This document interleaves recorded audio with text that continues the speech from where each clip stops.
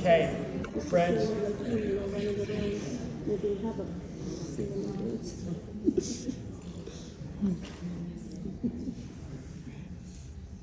Let's begin with a parak of Tehillim. Have in mind the Chayalei Tzavah Hagana LeYisrael. Shra Malas B'Mama Kim Karsicha Adonai. Adonai Shema B'Kol Etiena Znecha Kashavos V'Kol Tachanonai. Amabonas Tishma Adonai Mi Ya'amod. Kim Chaslicha Laman Tvarei. Ki V'Sanai Kivsa Nafshi B'Lid V'Roa Chalti. Nafshi L'Adonai Mashem L'Maboker Shemim L'Boker. Achal Yisrael El Adonai Kim Adonai HaChesed V'Habem U'Fados. V'Hu Yivdei Yisrael Mikal Avanosav. Yishol Berach Avosenu Avraham Yitzchak V'Yaakov Yivarach Es Chayalei Tzavah Hagana LeYisrael Omdim Al Mishmar Atzenu V'Arei Eloheinu Mekvol Havanon V'Midbar Mitzrayim V'Nayam Hagadol Ad Lavo Haravav V'Yavashav V'Aver V'Yam Yitin Adonai Es Ayivenu Hakadim Aleinu Nigavim V'Neim HaKadosh Baruch Hu Yishmar B'Yatzim V'Kol Torah V'Tukah V'Kol Negel V'Machal V'Yishlach Bracha V'Atzlacha V'Chol Masa Yadehem Yadber Seninu Tachteim Yatreim V'Keser Yeshua V'Ateres V'Tzachon V'Yukoim B'Hem HaKasuv Ki Adonai Elohechem Ha'olech Imachem V'Yilachem Lachem Im Ayvechem Lo Shiatzchem V'Namar Amen.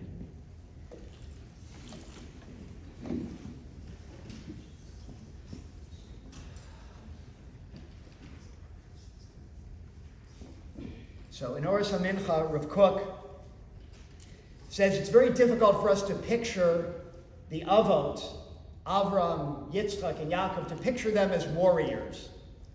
Look in early generations, we picture them as perhaps saints, as elders, but indeed, they were warriors.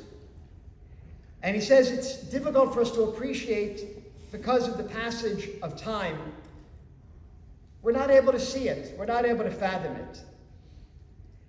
He says, but when we see it, when we see a warrior, when we see someone fighting for the sake on behalf of the Jewish people, we can appreciate it. And when we see a warrior, we're able to find that spirit in ourselves, says Rav Kook. An example he uses is from the Hashmonaim, the Maccabees who led the revolt against the Yevanim at the time of the second Beis HaMikdash. Rav Kook says, Gevuros emes timatze rak b'makom sha'ar Elokim shama. He says the power of truth, true Gevura, can be found specifically where you find the light of God. So we're blessed tonight. In 800 meters. I'm already here. So blessed tonight to be joined by Yoshi Rosenbluth. Anyone who's, if you're old Baltimore, everybody knows Yoshi. And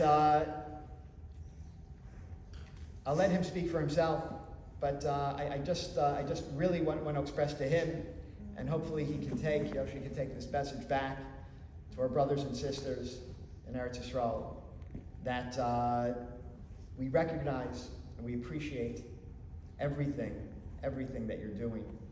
And your fight is our fight, but you're fighting for us. It's not just for people in Israel, you're fighting for every Jew everywhere in the world. We genuinely appreciate it. Just before Yoshi comes up, I'd be remiss if I didn't thank a number of people who helped make this happen.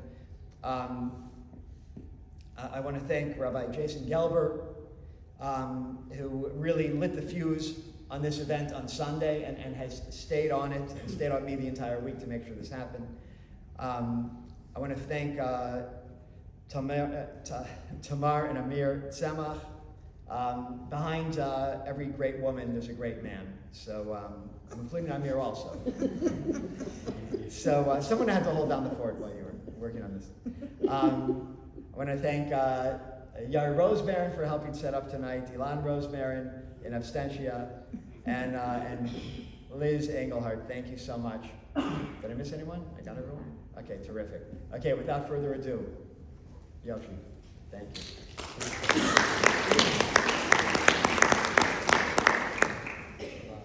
Thank you guys for coming. Thank you for having me. I want to share with you guys my story, my experience in Gaza, and my message. I'm going to jump right in. Don't be alarmed. I'm going to play something for you real quick.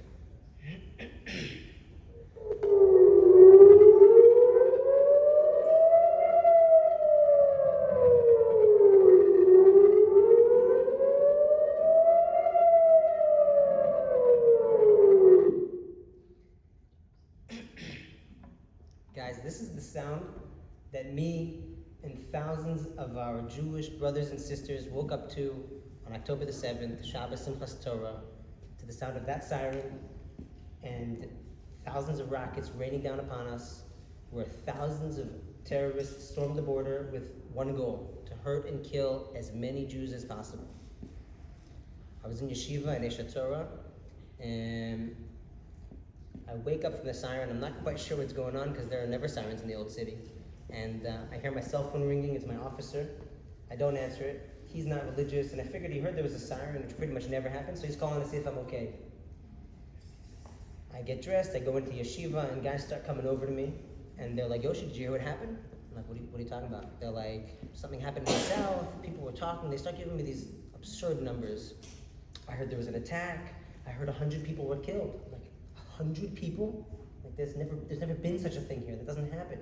Somebody else tells me, I heard there were 400 people killed and 80 civilians kidnapped. And this just sounds absolutely ridiculous to me. Like, there's no way. But as people come over to me with these ridiculous numbers, I start to get this sinking feeling in my stomach when I realize that even if a fraction of what they're telling me is true, something very terrible has happened here, and we're at war. I'm a combat soldier, with my uniform or without. I'm a soldier. A soldier is not somebody who carries a gun and wears a vest and walks into Gaza. A soldier is somebody who has the ability to do something and therefore the responsibility to do something. I speak to Rev Yehuda Weinberg, who's Rev Noach's son. I tell him what's going on. He tells me, "Go get your phone."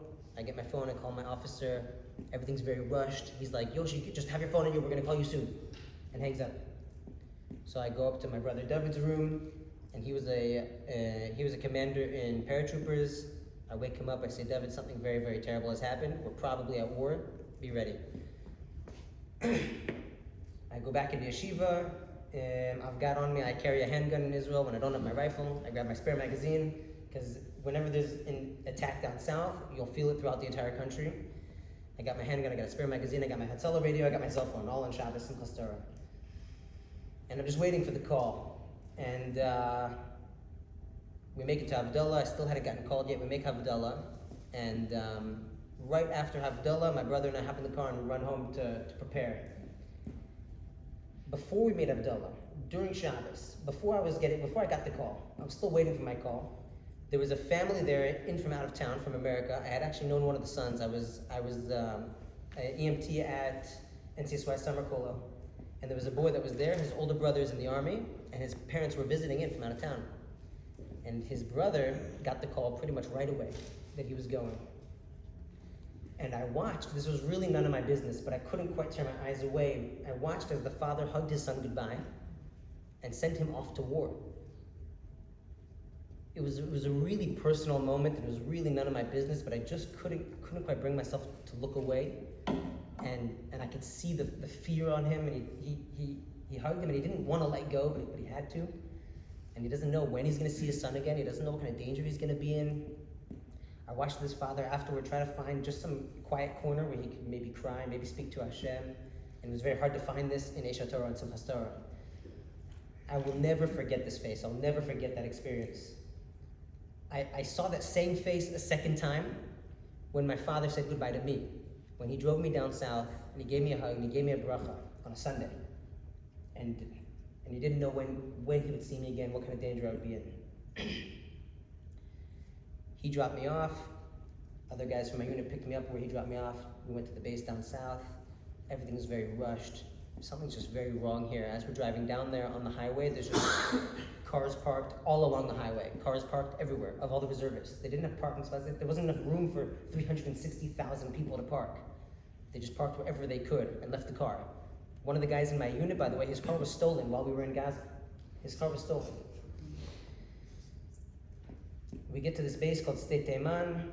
We sign for our gear. I get my gun, I'm a sharpshooter. This is what I look like in my uniform. This isn't the gear I got right away. The first gear that we got was not quite adequate. We had run out of bulletproof vests, and thankfully everybody kicked into gear. Everybody sent as much as they can, money, gear, clothing, food, and that's how we were able to get bulletproof vests for everybody and proper equipment. This was a huge team effort that Am Yisrael really got together. Even in the worst of times, you could see the beauty inside of it. This is my gun over here. I'm a sharpshooter. That's the scope. That's my Hatzalah patch. So anyway, we signed for our gear. We get on a bus and we go down to a yeshuv called Yachini, which is right outside Gaza, one of the yeshuvim that was attacked. As we're driving down there on the bus, there's rockets flying over us. We had to stop a few times and lay down, and then rockets fell somewhere in the distance or got shot down right above us. We get to Yachini, it's already dark. We park the bus, and there's a siren right away. I've never seen a bus clear so fast. But we hustled off the bus, we all took cover. Rocket falls about 100 meters away. A meter's about a yard. And right across from where the bus was parked, there was a white pickup truck, riddled with bullet holes and broken glass. This was a Hamas terrorist truck that had crossed the border. We start walking, and the bus drives away. About a minute or two later, a rocket fell right where the bus was, a few minutes earlier, where 100 people in my unit were. This is just the first day. This is just how it started, where we all we could have just died 2 minutes ago. We walked about 300 meters to this open field, and we go inside this bushy area where you couldn't quite see us from the street, and we just lived inside these bushes for a week. We didn't have a tent, we didn't have sleeping bags, no mattresses. I slept in my vest on the ground. One of the nights it rained on us, and we got wet. There's nothing to do, you know? Part of the training for my unit, I had to do a very competitive tryout for several days, and then after I was accepted, I had to do 14 months of training just to be in the unit. And during that time, we ate a lot of dirt. And they made sure that we had a very unpleasant time, because in a time of war, you have to have a high tolerance for it. So as I'm getting rained on, I'm like, I've been wet before. My officer told me back in the day, remember, you can only get wet once. After that, you're just still wet. So, we got rained on, not so bad. The reason that we were there, by the way, was because there were still terrorists wandering around inside Israel. You see, when we train for war, when we imagine it inside some Arab village, some foreign country. The urban warfare training facilities, they're not built like Israeli houses, they're built like Arab houses. It's a different culture, they build differently. Well, that's not what this was. On our way down there, we saw Jewish houses with red roofs that were just half broken, some of them completely collapsed. I saw trees on fire. The street signs were in Hebrew. The sidewalks were blue and white or red and white, like in Israel. This was home. This wasn't a foreign country. This is very personal. While we're out there in the field, there's no bomb shelters. There's nowhere to go.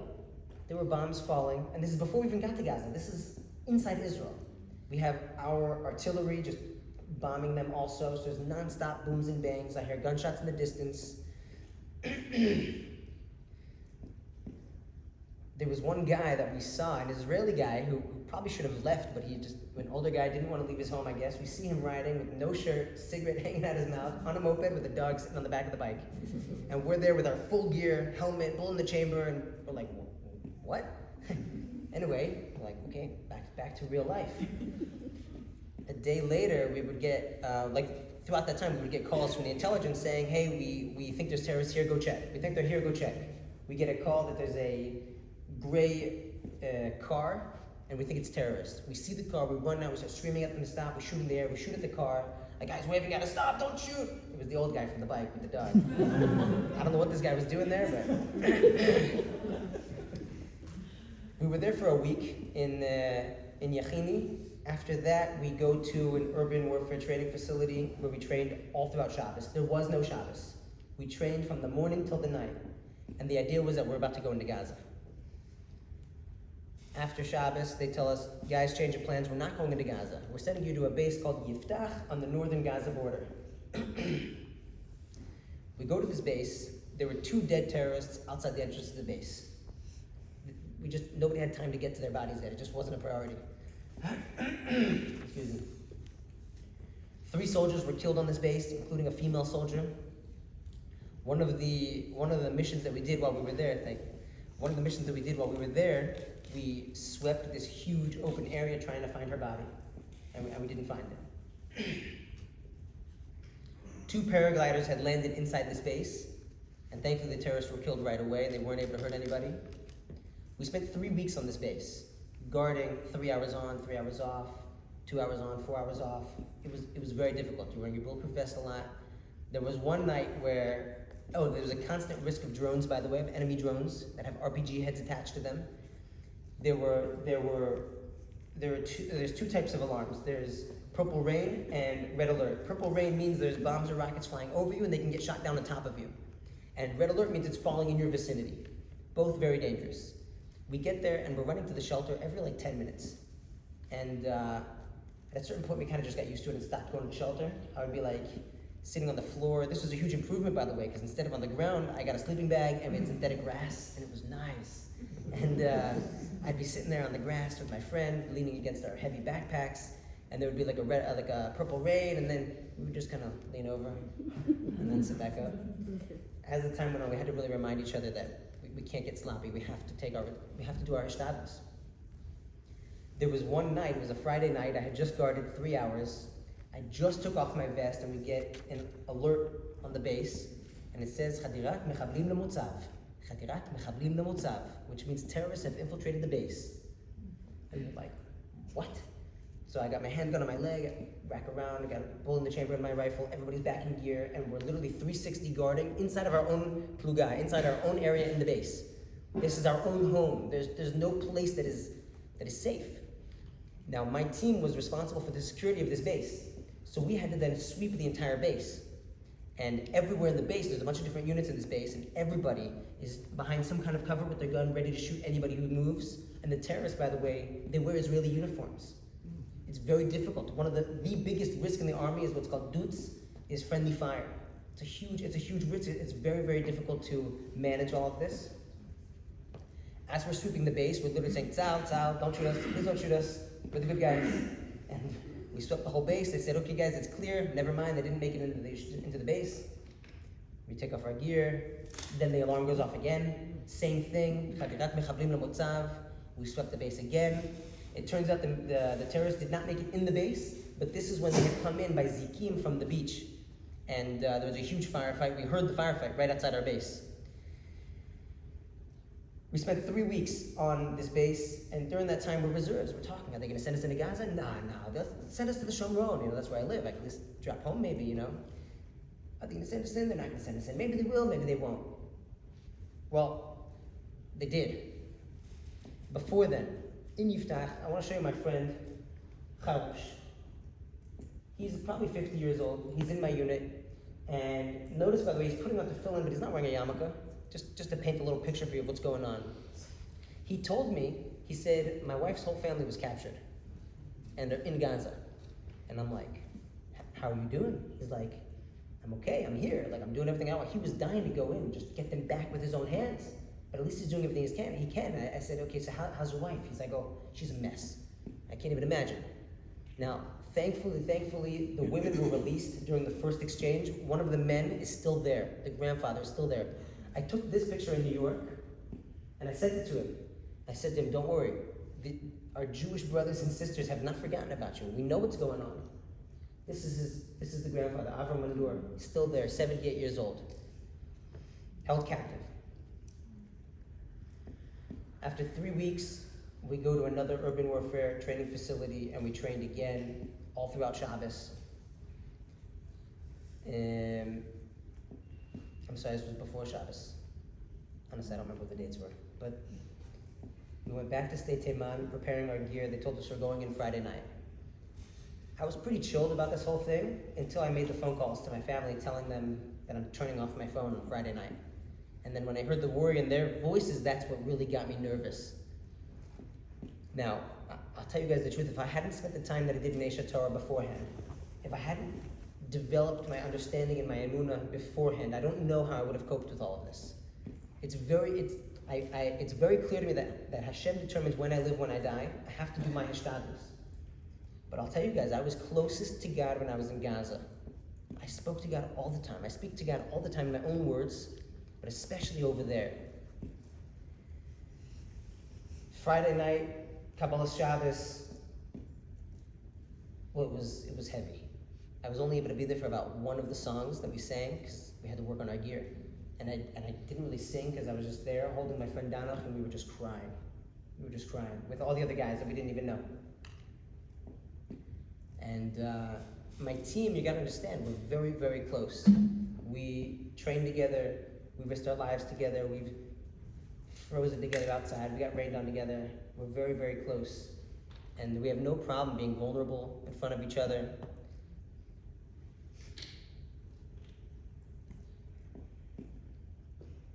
Anyway, so Friday night, I'm in touch with my rabbi, by the way, Rav Ettlinger. Rav Ettlinger is in touch with my Rosh Hashiva, Rav Berkowitz, and Rav Ettlinger and his family was in touch with me every day. The kids would call me before Shabbos to say good Shabbos, and I knew that people were davening for us, and this gave us tremendous comfort. I knew that we had a tremendous amount of support over here. Friday night, we go to sleep. We wake up at 2 in the morning. We go to what's called Shetach Kinus, which is like the gathering area right outside the border, where you meet up before you go across the border. And we have all these speeches. My officer gives a speech. My officer's officer gives a speech. We sing Hatikva. They take our picture. They write down our numbers. We get into formation. We're ready to start walking. We got our vest, our helmet, our glasses, our gun, big backpack on, and we start walking. And we start walking. My unit, my team was in the back, and we start walking and we stop.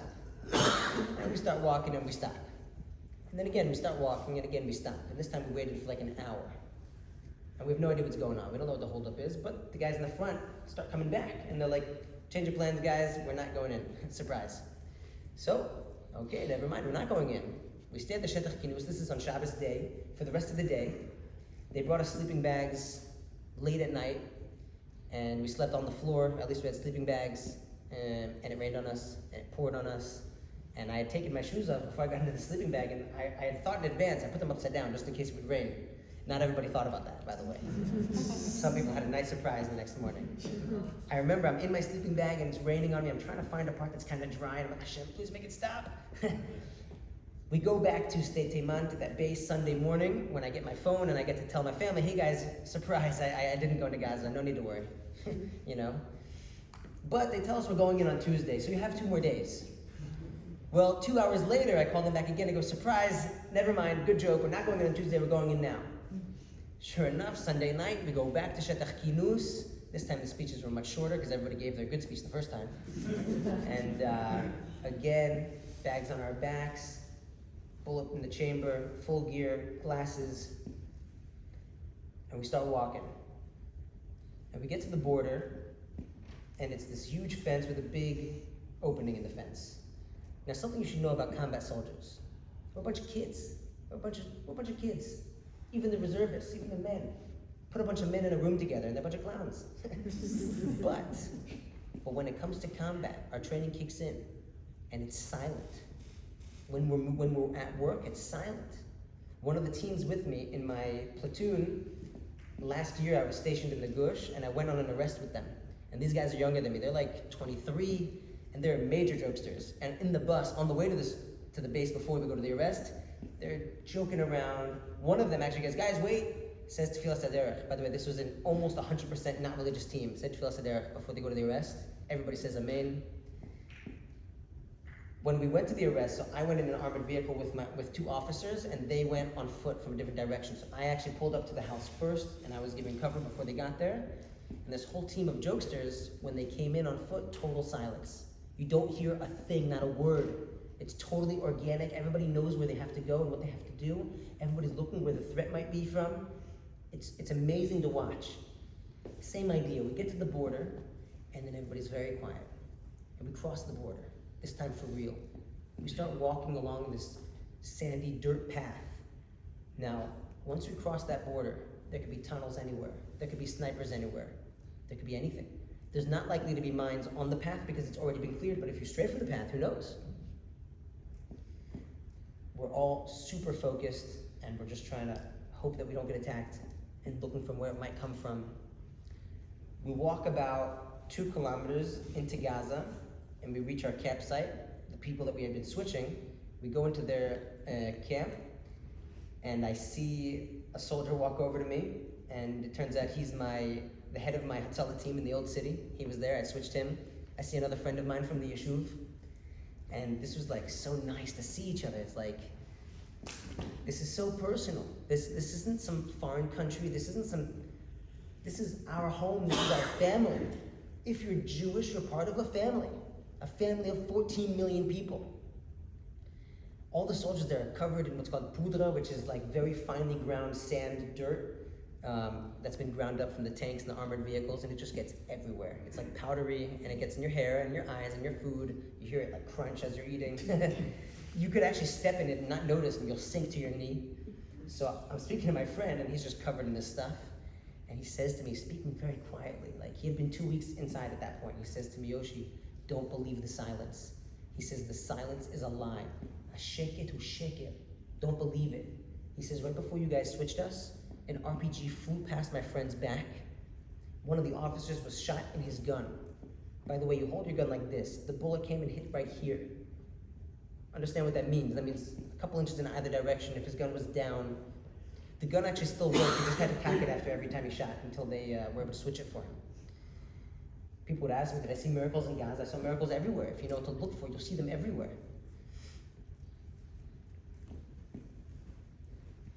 This is what it looked like basically as we walked into Gaza. This is the view from one of my campsites. Just total destruction. That's an upside down tree right there. Smoke coming out from the background. Destruction everywhere you go. Piles of rubble that once upon a time was a house. This was a 3-story house. I blew it up. This was a house once upon a time. Several times I'd be sitting with my friend and I'd be just totally in awe. I'd look around and I'd be, I can't believe it. I just can't believe that people would care so much to kill Jews even though it meant their own destruction. And it meant their own destruction. And while they might cry out about civilian deaths, but you still haven't returned our people yet. I don't understand this. Over here, so I knocked on the door, but nobody was home. So, just kidding. This is an in-ground pool in the back of one of the houses that we had taken over. This is the second house that I'd taken over that had an in-ground pool.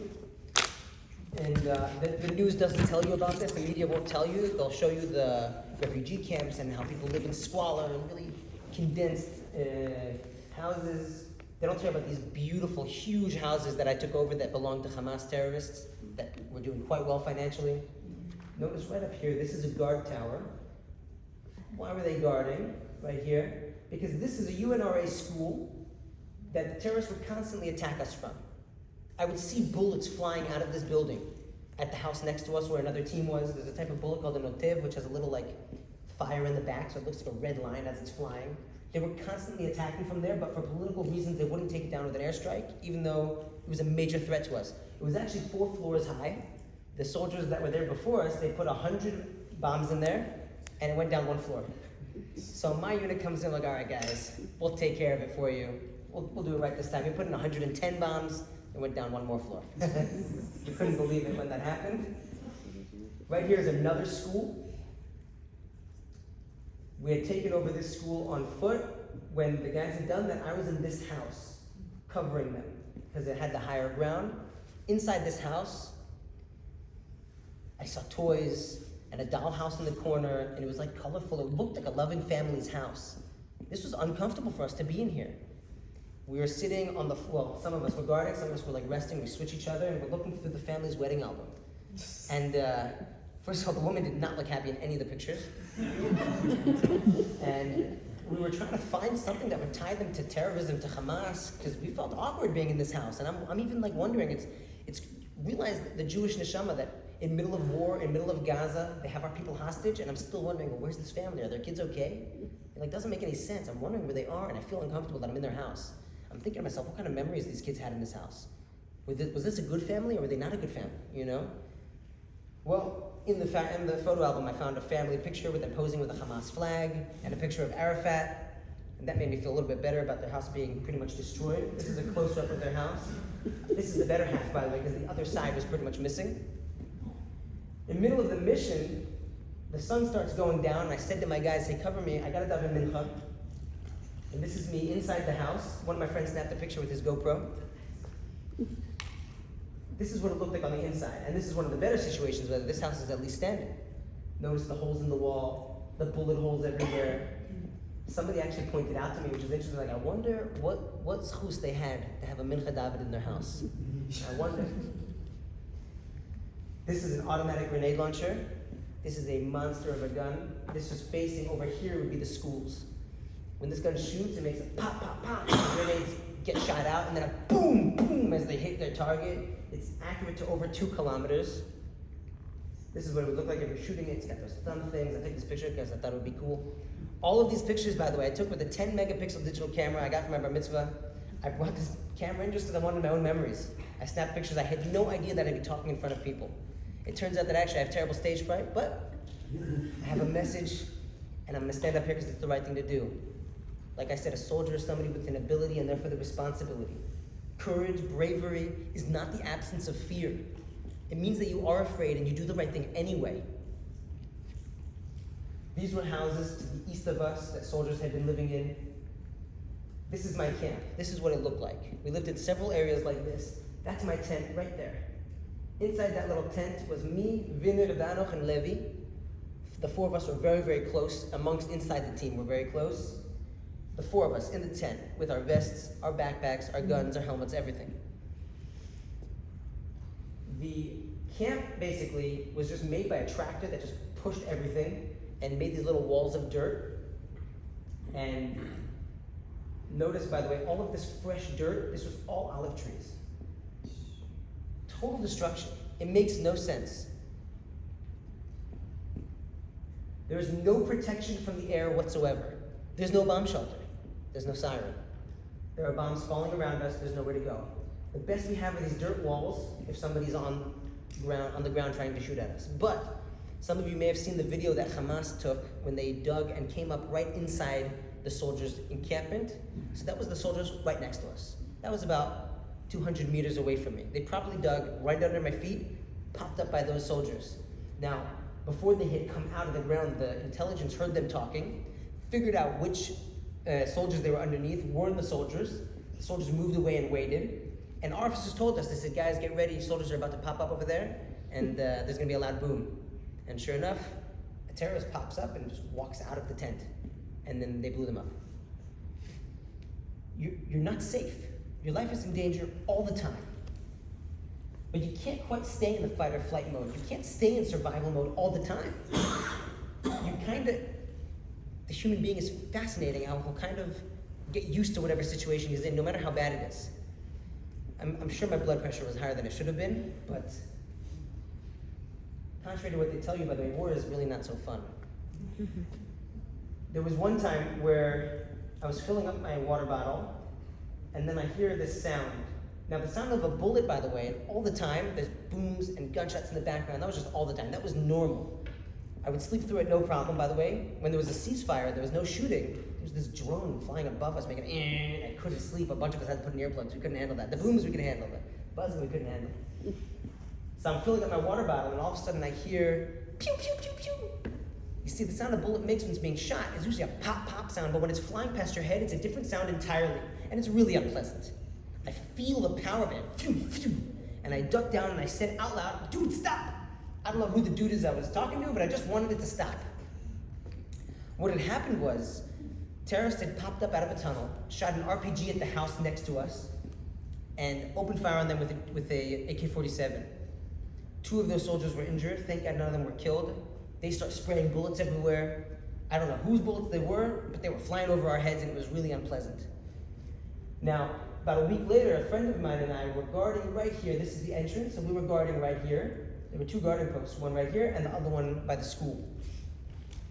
We were actually just talking about that time when the bullets were flying over our heads, when we hear this noise, boom, and a mortar bomb landed right there. Way too close for comfort. Like if I'm standing right here, it landed like by that back wall maybe. And it hits and I feel the ground shake and this pillar of smoke flies up into the sky. And then I hear another thump, another one landed but didn't explode, and then another one landed and exploded, and we're both like, oh, let's get out of here. We just felt super exposed. Everybody very quickly hops into gear, whoever wasn't already in gear, and starts laying against these walls covering 360. Because a common tactic that they would use is they'll hit us with a barrage of rockets before they attack on foot while you're distracted. This is what they did on the 7th. They shot thousands of rockets, and then thousands of people stormed the border in 80 different places or so. 0 to 100 in a split second. Now during my training, they put a lot of emphasis on that. We learned to go from 0 to 100 in a split second. We learned to be very calm to very not calm, very, very quickly. But what I had to learn in Gaza was to go from 100 back to 0 in a second. That was not natural. Even when we would do arrests, when we would do missions, and we would be in dangerous situations, we would go in, we'd get the guy, we'd come out, we would debrief, we'd take off our vest, take a shower, we can calm down. But not over here. Booms!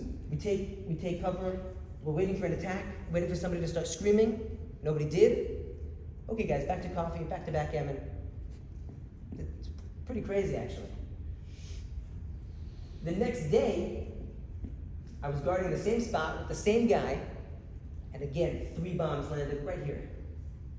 Way too close for comfort.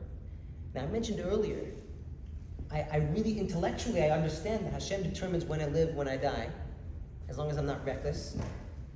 But there's still this fear inside of you that takes over. When those bombs hit, my muscles constricted involuntarily. There were times where we were in our tent.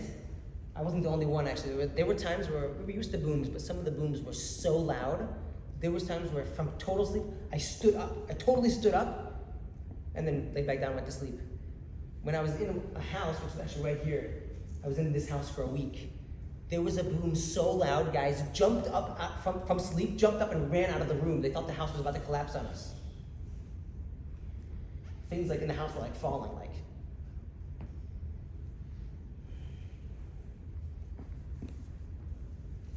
The dogs inside Gaza.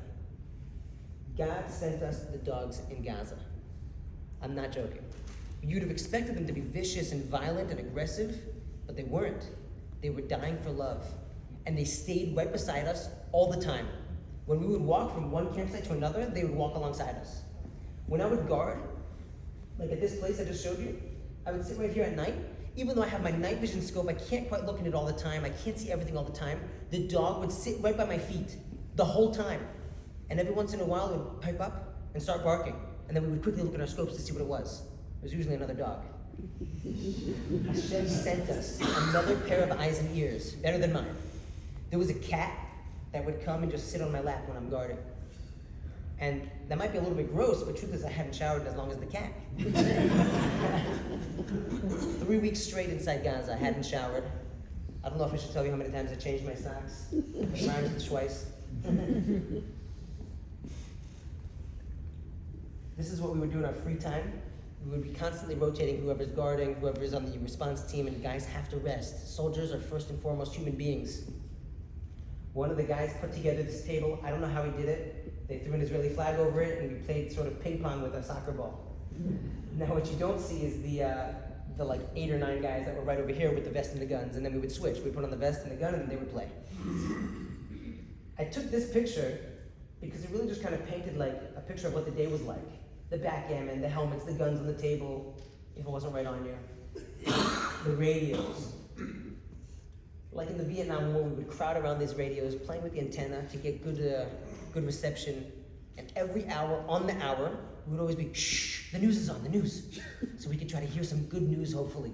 Sometimes we did. We were just praying to hear that the hostages were released. And there were times that we heard that. And there were times that we heard some bad news. I was listening to this radio when they told us that there was a shooting attack in the entrance to Jerusalem. Our blood is boiling when we hear this. We're in Gaza, we're here, we're doing everything we can, and Jews are still being killed. Only when I left Gaza, I found out that somebody in my family was shot during this attack. After I got out, I actually went and visited her. Thank God she's alive. She still has to have surgeries, and I heard the story from her and from her mom simultaneously, from both of their perspectives. It was wild. This is a family from Neve Yaakov, a very, very special family. And the mom was in America at the time. The girl was on the phone with her grandmother. when all of a sudden there's a commotion, and then the line goes dead. The grandmother gets a little bit nervous, says to the mom, something happened, I think the line went dead. The mom's like, no, it's not a problem, that happens in Israel. She probably just lost service, she'll call you back. And the mom told me this, she's like, but inside I had this feeling like something wasn't quite right. She was nervous. And she says, I'm telling myself, there's no reason to think that way, I'm just a mother worrying. So she takes her phone and she goes into her room. She didn't want the grandmother to hear, so she tries calling her daughter back and doesn't answer. She calls her 3 times, she doesn't answer. Now she's getting nervous, but she says, okay, I'm sure she's okay. After a while, she gets a call back. Her daughter had called her back, and she says, oh, great, she's okay, she's calling me back. She answers the phone, and her daughter says to her, Ima, there was an attack, I'm bleeding, daven for me, and hung up the phone. And her mom's just like, I have goosebumps. I couldn't breathe when I hear this. And she told me, the daughter told me, she said when the attack started, she pressed the end button 50 times to make sure her grandmother wouldn't hear it and wouldn't get nervous. And then the mom jumped in and said, look at this girl. She was just in an attack and all she could think of is not to make her grandmother nervous. There's a video of this attack. I don't recommend people watching these videos in general. But there's a girl in the street wearing a white jacket and a car pulls up right behind her. That's her. She was right there. The terrorist, she could touch the car with her hand. The terrorist gets out right behind her. She doesn't know what's happening. She hears a noise. She bends down like this and starts running. She points out to me right there when I bent down. That was when a bullet came through her back and out of her stomach. She didn't even know that she was shot yet. She just ran. She got into a car with some random guy who looked Jewish and told him drive. He's like, I don't know, am I allowed to drive her? She's like, you're allowed to do what I tell you, just drive. And she called Mada and she says to them, you need to help me. They're like, what happened? She's like, I don't know, my stomach hurts. Well, are you bleeding? Anything happened? She's like, I don't know. She looks down and she sees a red circle and a hole in her jacket, and she moves it, and a hole in her shirt, and she lifts it up and there's a hole in her stomach. The guy in the car now sees this, and he stops the car, waves down a Hatzalah moped. The guy comes around to her side and looks at her, and she's on the phone with Mada. When the guy sees her, she hears him yelling on his radio, Tipul Nimratz, we need ALS. Anyway, thank God she's okay. She still has to have surgeries. She's alive. I want to share with you guys, this is very, very personal. She's not just my family member, she's your family member. We are all family. This is very, very personal. Before I came here, the week before I flew to America, I was at 2 funerals in the same week. Both of them for boys under the age of 25. I can hear the parents' eulogies ringing in my ears.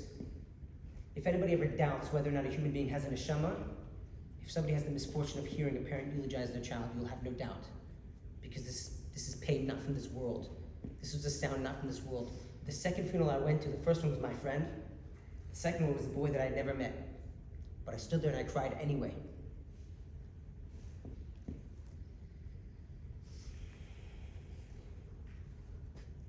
All of this was olive trees. These are Hamas terrorist towns. We took over this house. We found inside this house huge bombs and claymores underneath the stairs. We go upstairs in the house. There's a kid's room. Next to the kid's room is the parents' room with a crib inside it.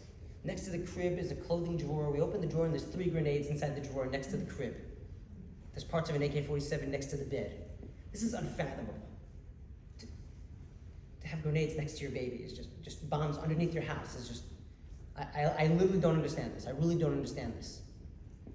In the back of this house was an in-ground pool and a huge yard.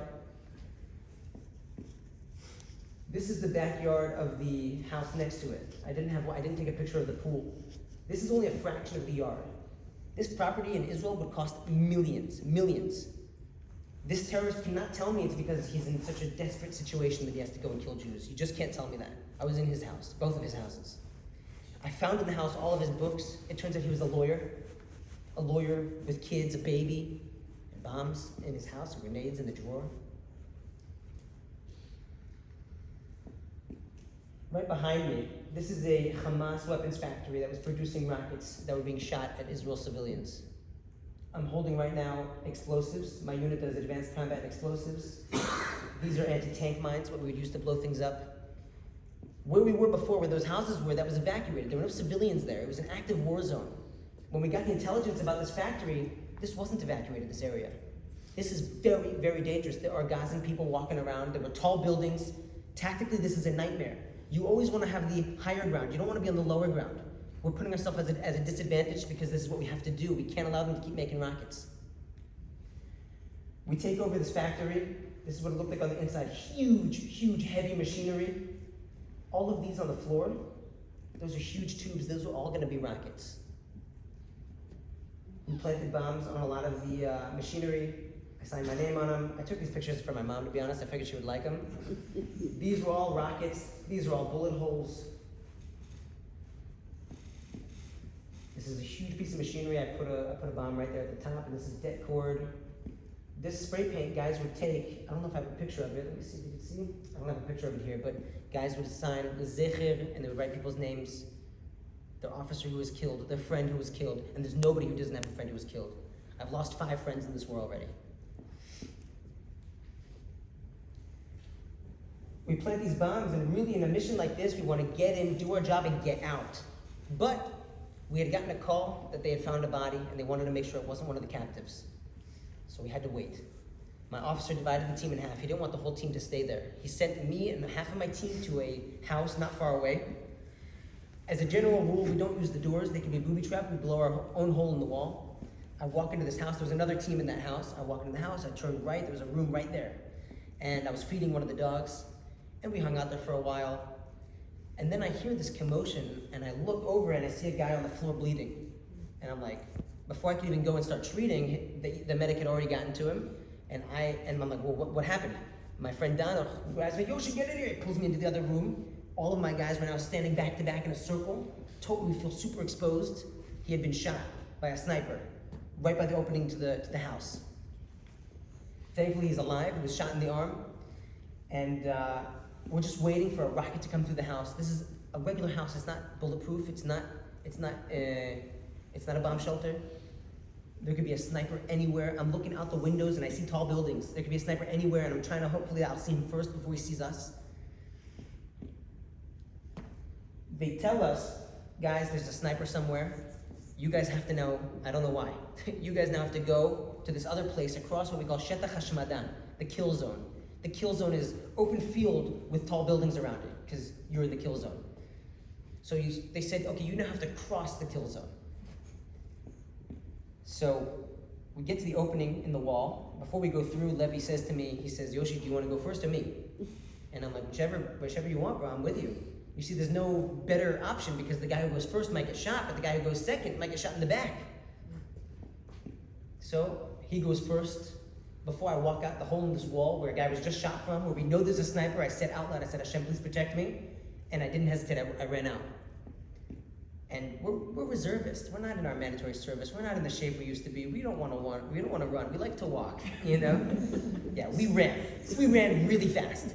And I'm just waiting. As I'm running, I'm waiting for a bullet to come through my back. Thankfully, it didn't. We ran so fast, we ran right past where we were supposed to turn. And all of a sudden, I see a group of soldiers, whoa! It's like, grab him, Levis! Swing him around. We take cover. We end up running out of there to a safe distance, blew up the weapons factory. That soldier was evacuated. Now, what led to this whole thing? It's only a fraction of the stories, by the way, what I've told you. I'd have you here all night, really. What happened before October the 7th?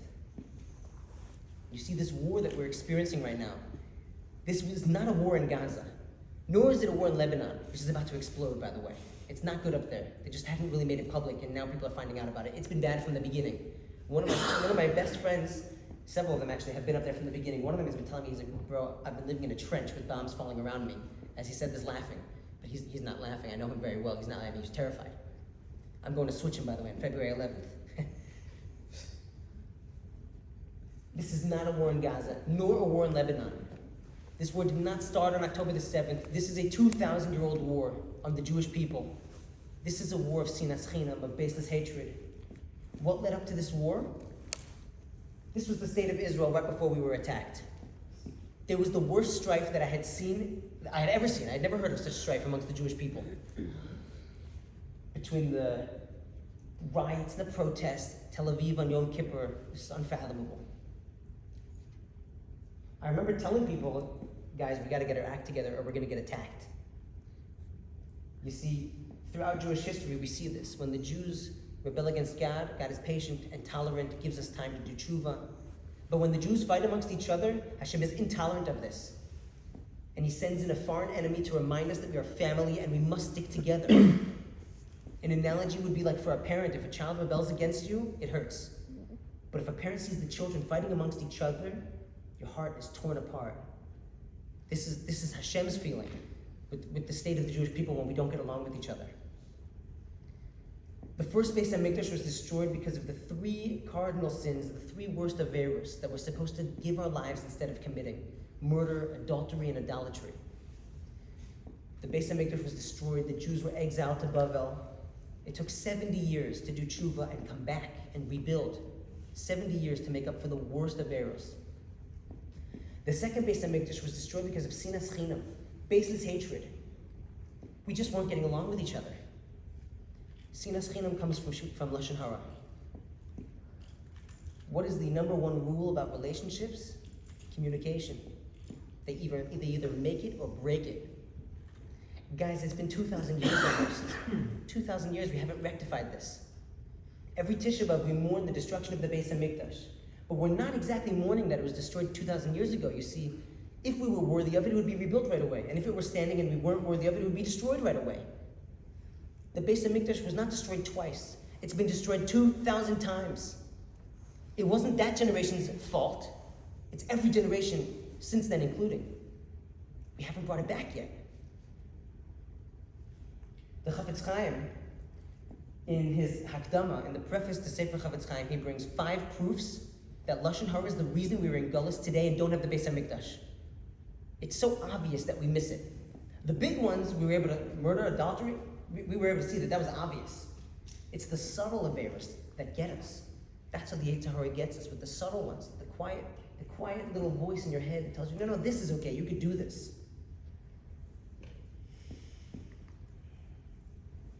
Once I left Gaza, by the way, I wasn't done. I put down my gun, I picked up my juggling clubs, and I started juggling for children of reservists who hadn't seen their father in months. This organization, Go Chesed, Rav Ettlinger, my Rebbe, had created this. Rav Berkowitz told him, the Rosh Hashiva told Rav Ettlinger just told me this last night. He said that right before the war, Rav Berkowitz told him, listen, I want you to teach a lot more in Asia. I want you to come in during the day more. Once this whole thing started, Rav Berkowitz told him, no more teaching, the Jewish people need you here. He's sending out meals to over 1,230 families of reservists. Over 15 yeshuvim, he's supplying them with dinner to these wives who are collapsing underneath this burden of raising their kids by themselves, worrying about their husbands.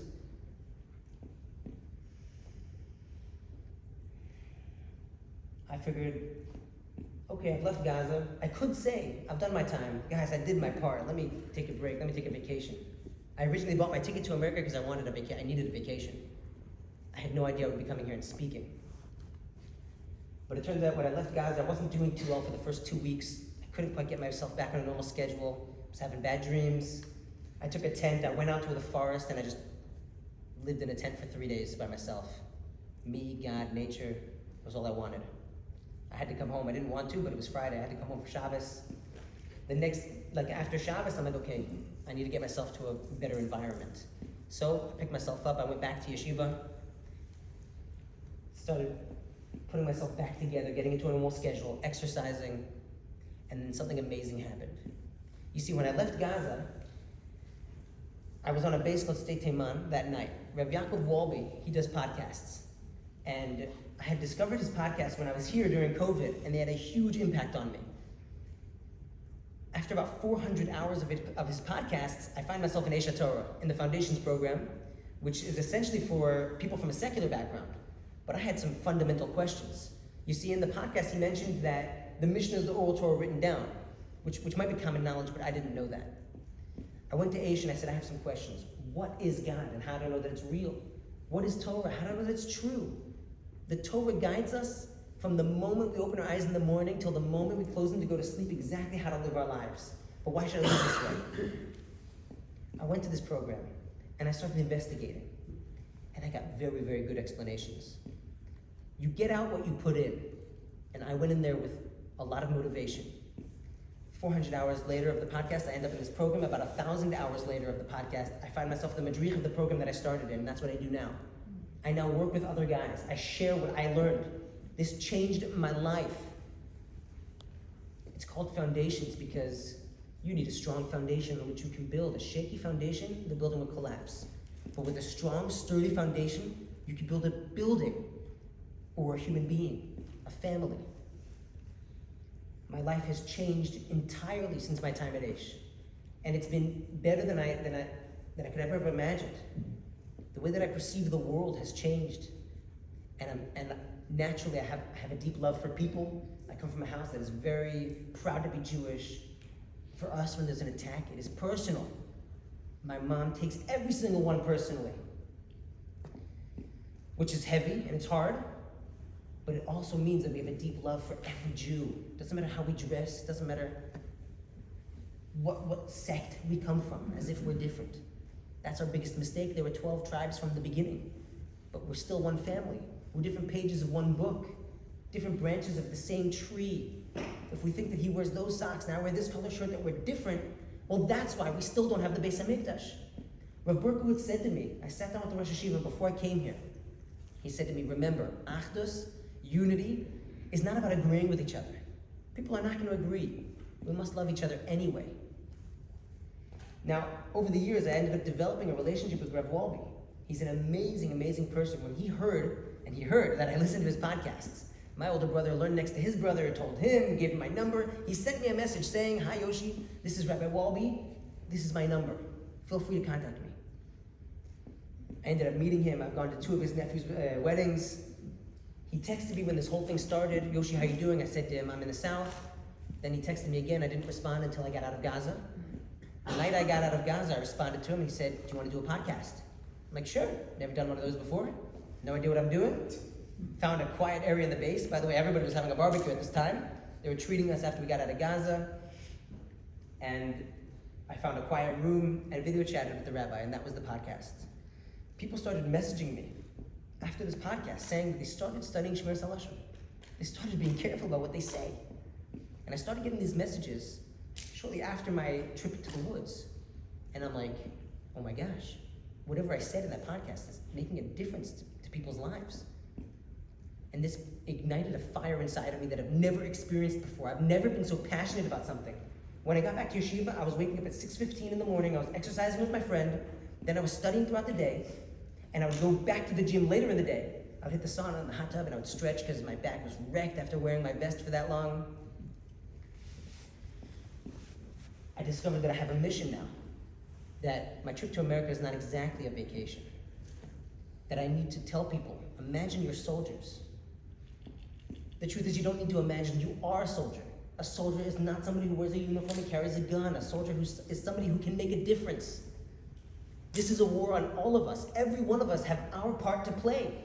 Every single person who's here is here because Hashem wants him to be here. He renews creation every day. He didn't create us and walk away. He's constantly pumping us into existence. If you exist, it's because the master of the universe wants you to. So do I matter? Of course I matter. If God decided that I matter, then I matter. Do I have value? Well, if I didn't, I wouldn't be here, and I'm here. I know I have value.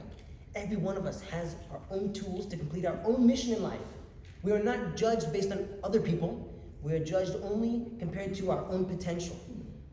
We have a responsibility to utilize our tools to make a difference. All of us have what to give. We mentioned that sinas chinam, baseless hatred, is what led to this mess. Baseless hatred comes from evil speech. So it's obvious. We need to be careful about what we say. Words are so powerful. Sticks and stones, not true. We shouldn't even tell our kids that, I'll be honest with you. It is not true. The power of the word. Think about it. Has somebody made a comment to you? That was a knife through your heart. It could be a kid during a basketball game. It could be somebody commented on your clothing. One little comment, even a look, by the way, could be a knife through your self-image. On the reverse, somebody can give you a compliment, and uplift your whole day. You feel lighter. You feel more energetic. There was one man, Adolf Hitler, Yamach Shemo. He was not a big guy. He was not handsome. But he knew how to speak. And with the power of his words, he nearly took over the entire world. He's responsible for over 6 million Jews dying, and for many millions more than that who are not Jewish. Words are real. Baruch she'amar v'haya olam. Hashem spoke and created the world. And he gave us the ability to speak, to create. We mirror Hashem in our ability to create through our speech. Once you say something, it is now created, it is out there, it cannot be taken back. There was a yeshiva baruch who went to his Rebbe, wanted to do tshuva for Lashon Hara. He spoke. The Rebbe said, okay, take a feather pillow, go up on the mountain, cut the pillow, and spread out the feathers and come back to me. The yeshiva baruch thinks that's a little bit strange, but the Rebbe tells me, I trust him, I'm going to go do it. Shakes out the pillow, they go flying everywhere, feathers everywhere. Comes back to the Rebbe, he goes, okay, now what? The Rebbe says, now go collect the feathers. You can't. Once it's done, and we want to do tshuva, we can do the best that we can. And you can obtain a level of tshuva. You may not entirely be able to undo what you did. We have to think about it beforehand. We need to be very, very careful about what we say and how we say it. As human beings, we have enormous potential. We have the unique capacity to sink lower than animals or rise higher than angels. We have a responsibility to be great. I want to tell you about one person that we've all heard of Pinchas, who became Eliyahu Hanavi. He found himself in a situation where there was a public act of immorality that everybody knew was wrong, and he put a stop to it. Does anybody know the name of the guy who was standing next to Pinchas, by the way, when this happened? I don't. His name didn't go down in history. Pinchas got up. Vayakum Pinchas mitoch ha'eda. Pinchas got up from amongst the people. There were other people there. And I would imagine that inside his head, he had a little inner dialogue. We all have those voices that are talking at us most of the time. And I say at us because oftentimes they're unwelcome, but we hear them anyway. One voice says to him, and this is the voice of his intuition, the voice that represents his neshama. He sees something that's wrong and it says, this is wrong, you should do something about this. And another voice chimes in and says, whoa, who are you? Put your head down, keep walking. Stay in your comfort zone. You know, that's uncomfortable. I make myself vulnerable to go up, stand up, look around. Nobody else did. I'll tell you guys a little secret. Nobody ever became great inside their comfort zone. You want to be great, you must step outside your comfort zone. You have to do the right thing, even when it's hard. We all have a responsibility to go down in history. And I don't mean to be famous, but to go down in somebody's history. You will find yourself in a situation, I promise you, where there's a scenario happening in front of your eyes, and you happen to be there, and that voice says, this is wrong, I should stop it. Somebody's speaking to the waiter not properly. Somebody's yelling at who knows what. That voice will pop up and say, maybe you should say something. And the other voice says, well, nobody else said something, I can just look the other way. I'm sure he'll stop soon. Get involved. Do the right thing, even when it's uncomfortable.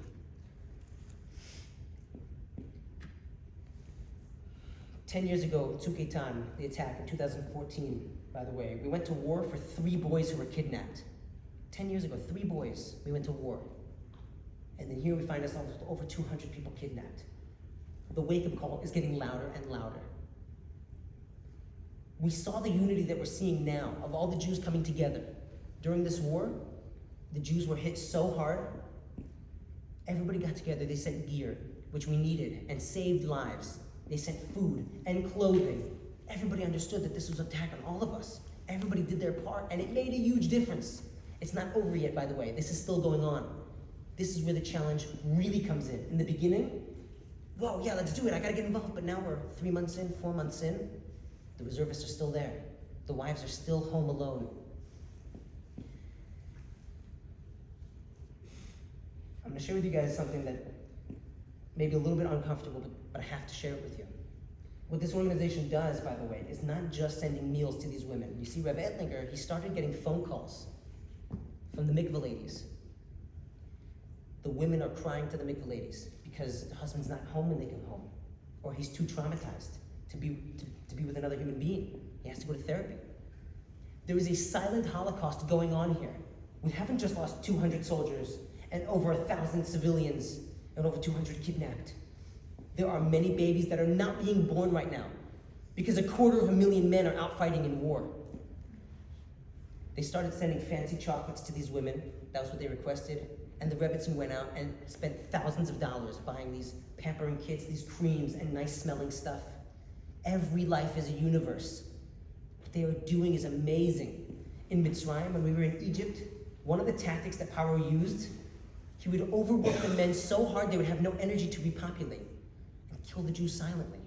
And the women went down to the men. They cooked them dinner. They put on perfume and they ensured the continuation of the Jewish people. Guys, we are witnessing a silent Holocaust of the babies that are not being born. We are seeing a silent Holocaust of 70% assimilation rate in America. 70% of the Jews in America are marrying non-Jewish people. They are more efficiently ending the Jewish people than Hitler was. It's the subtle way that the Yetzer Hara gets to us. It's the subtleties that get us down. That's the most dangerous thing. How is it that we tap into the greatness? How is it that we listen to the positive voice? How did I pass that tryout to get into my unit when they push you past your limits? I've heard people say to me many times, it's all in your head. Okay, but it's all in the preparation. My mental strength is not going to be very hard if I didn't prepare. When you think about a scenario in advance, what am I going to do? You have a greater chance at succeeding when that scenario happens. When you train yourself a little bit at a time, that's how you get into shape. That's how you train yourself and you change yourself. We don't get into shape by running a marathon. We get into shape by running 3 kilometers 3 times a week, consistently, a teeny bit at a time. One of the things that we look at in Aish is very, very powerful. We look out for the slingshot effect. What do they call it? The flaming Baal Tshuva effect, where somebody's like, oh my gosh, this is actually real, this is true. I need to do everything. And we're like, whoa, chill out, because you're gonna slingshot way in the other direction if that happens. And we'll tell people, chill out. I actually saw a guy in Aish who grew. It was amazing to watch him. And he grew, and in a couple of months, he ended up changing his entire look and the way he dressed and everything. And his rabbi from Canada saw him, came and visited, and he said, whoa, what are you doing? And he said to him, this is too fast. Put on your old clothing. And this was amazing. This kid put on his old clothing. He really listened to his rabbi. This was something I really admired about him. Total humility. Every Rosh Hashanah, Rav Meilich Biederman comes to Esha Torah and he speaks to us. I've heard him speak 3 times now. As Rosh Hashanah is ending, as the sun is starting to go down, he shares with us 2 main concepts. The first one he talks about is Aseret Yemei Tshuva, the 10 days of repentance. He talks about the power to affect change in yourself and in the world during this time.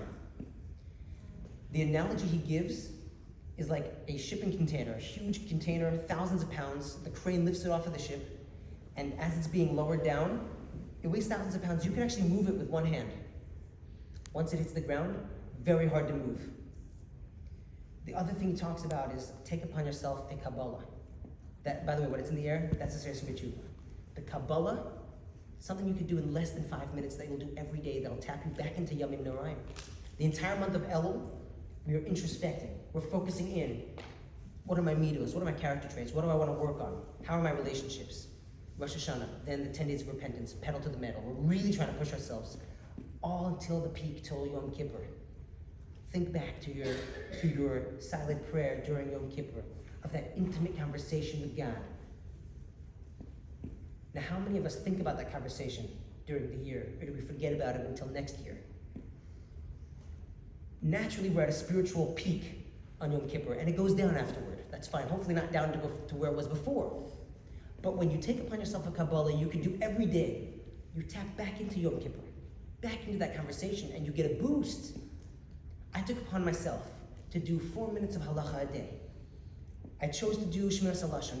It's the mitzvah I connect to most, because it doesn't matter how religious somebody is. An atheist will connect to the concept of speak nicely to people, don't gossip. I've watched how this changed me. And not just me, we do not exist inside of a vacuum.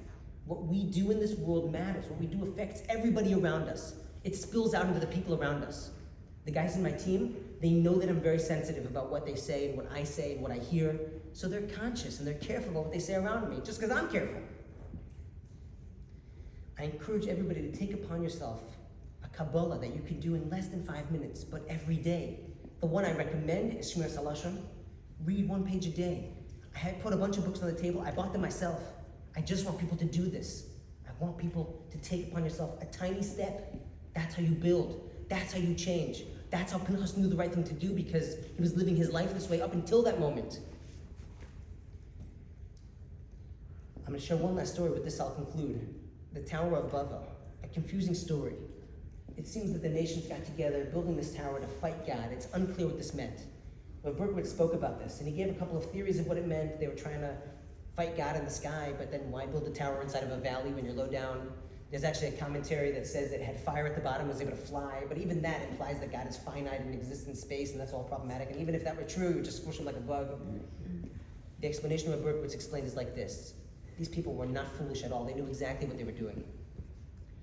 You see, with previous generations, people were much more spiritually aware. What these people were trying to do was build a tower together. They were trying to, through the means of unity, they were going to uplift themselves spiritually to the realm of angels. And a human being living in the realm of angels is not subject to the laws of humans nor to the laws of angels. And that was what they wanted. They wanted a carefree existence. They didn't like that Hashem told them right from wrong. Rav Berkowitz said that they were right. It would have succeeded. Unity for the wrong reasons, they could have gotten to the realm of angels. So what did Hashem do? He confused the languages. He destroyed the unity. Guys, if they get through unity for the wrong reasons, reach the realm of angels, what can we do with unity for the right reasons? If Lashon Hara creates disunity, and disunity is destruction, then it's obvious. What we need is Shmiras HaLashon. Guys, through Shmiras HaLashon, a little bit at a time, we will build unity and brotherhood amongst the Jewish people. With Achdus, we will bring back our brothers and sisters from Gaza. We will see Mashiach come, and we will see the Beis HaMikdash built. B'mehera b'yameinu. Amen. Thank you, guys.